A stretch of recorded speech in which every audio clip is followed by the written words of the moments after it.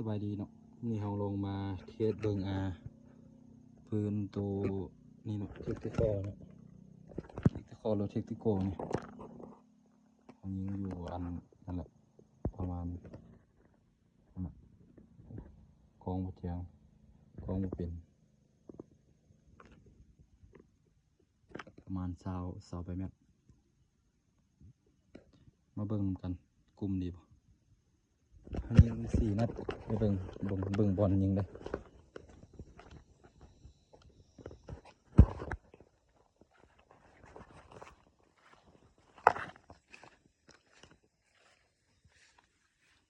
นี่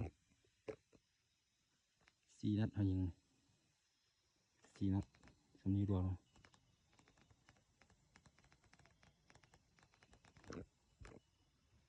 4 นัดเด่นเลยนะตอนบิดเขายิงนี้ปรับกองยังบ่ดีนี่